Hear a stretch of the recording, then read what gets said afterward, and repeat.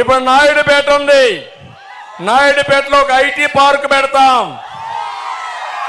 కంపెనీలు వచ్చి వాళ్ళు ప్రారంభించమంటాం, ప్రపంచంలో ఉండే కంపెనీతో అనుసంధానం చేస్తాం. మా తమ్ముళ్ళు నాయుడుపేటలో కూర్చొని ప్రపంచంలో అన్ని కంపెనీలకు మీరు పనిచేసే విధానానికి శ్రీకారం చుడతాను. ఇంటింటికి మంచినీరు ఇస్తాం, బీసీలకు రక్షణ చట్టం తీసుకొస్తాం. పింఛన్ నేనే ఇచ్చా, జ్ఞాపకం ఉందా మీకు? 200 రూపాయలు పింఛన్ 2000 చేసింది ఎవరు? ఎవరని అడుగుతున్నా? ఈ కొత్త పిచ్చిగాడు చెప్తున్నాడు నేను చేయలేదంట, ఈయన చేశాడంట. అబద్ధాలు చెప్పడంలో చాలా దిట్టయితనం, ఇదే పని చేస్తాడు. అందుకే ఒరిజినల్గా పెన్షన్ ప్రారంభించింది కూడా తెలుగుదేశం పార్టీని. ఎన్టీ రామారావు గారు ఉన్నప్పుడు 35 రూపాయలతో ప్రారంభమైనటువంటి పెన్షన్ నేను 2000 రూపాయలు తీసుకెళ్ళా. ఈరోజు చెప్తున్నా 4000 రూపాయలు ఇస్తాం మీ అందరికీ. అంతేకాదు ఇంటి దగ్గరనే ఇస్తాం, మొదటి తారీఖు ఇస్తాం. 3 నెలలు మీరు తీసుకోకపోయినా బయట పోతే మీరు వస్తానే 3 × 4 12,000 ఒకేసారి ఇస్తాం. కోతలుండవు, ఆంక్షలుండవు. ఇది పేదవాడి ప్రభుత్వం, ప్రజల ప్రభుత్వం. మీకు అండగా ఉంటానని మరొక్కసారి మీ అందరికీ హామీ ఇస్తున్నా. బీసీలకి 50 సంవత్సరాలకి పెన్షన్ ఇస్తాను, అది నా కమిట్మెంట్. అది ఇంకో పక్క అన్ని కూడా ఒకటే హామీ ఇస్తున్నా. నేను 14 సంవత్సరాలు సీఎంగా పనిచేశాను, పరిపాలన తెలిసిన వ్యక్తిని. 14 సంవత్సరాల్లో ఎంత పనిచేశానో రేపు 5 ఏళ్లలో దానికంటే ఎక్కువగా చేసి మీ రుణం తీర్చుకుంటానని చెప్పి మీ అందరికీ తెలియజేస్తున్నా. ఈరోజు ఇక్కడ ఉన్నాడు, ఒక ఎమ్మెల్యే ఉన్నాడు, సూళూరుపేటలో ఒక MLA, YSR Congress party MLA, 2 సార్లు గెలిపించారు.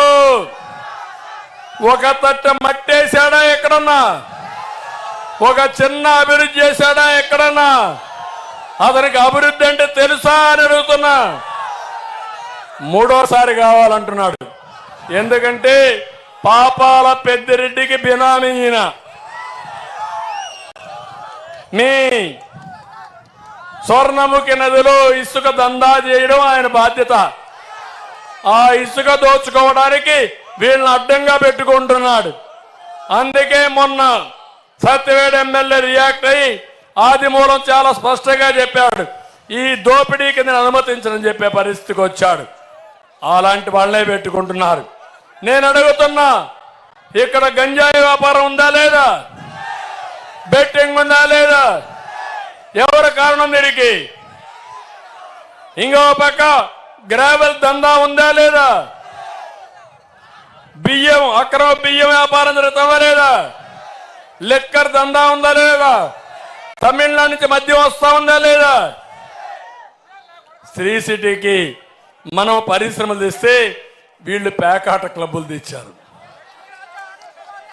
వీళ్ళు ఏమనాలి నాకైతే అర్థం కాలే. ఇవన్నీ చూస్తా ఉంటే స్వర్ణముఖి కాళింగ్ నదిని ఏటీఎంగా తయారు చేశారు, ఎనీ టైం డెలివరీ. ఇక్కడి నుంచి 24 గంటలు లూటీ, అవునా కాదా? మొత్తం ఊడ్ చేశారు. ఇంకెక్కడ భూగర్భ జలాలు కూడా లేవు. ఒకప్పుడు మీరందరూ అడిగేవాళ్ళు, కొంతమంది తమ్ముడు భూకంపం కూడా వచ్చింది, భూమి ఉంది వేస్తే ఏమవుతుంది తమ్ముళ్ళు? ఎక్కడ చూసినా కేజీఎఫ్లు తయారు చేశారు, కొండలన్నీ మింగేశారు, ఆనకొండలు, నదులన్నీ మొత్తం ఊడ్ చేశారు, ఇసుకే లేకుండా. ఎక్కడైనా నీళ్లు నిలుస్తున్నాయా మీ ఊర్లో? మీ బావుల్లో నీళ్లు ఉన్నాయా? ఇప్పుడు మీ బోర్లో నీళ్లు వస్తున్నాయా? అది ఒకప్పుడు ఉండేదా? ఒకప్పుడు నేను ముఖ్యమంత్రిగా ఉన్నప్పుడు మెషినరీ పెట్టకూడదు, లేబరే చేయాలి, ఇంత లెవెల్ కంటే తీయకూడదు, భూగర్భ జలాలు ఉండాలి, చెక్ డ్యాములు కట్టాం, అన్ని చేసి ఆ రోజు ముందుకు పోతే అన్ని పోయే పరిస్థితికి వచ్చింది. అందుకే నేను ఒకటే చెప్తున్నాను, మత్స్యకారులు ఇక్కడ కొంత అడిగారు, పులికాట్ ముఖద్వారం వద్ద పూడికి తీయాలని.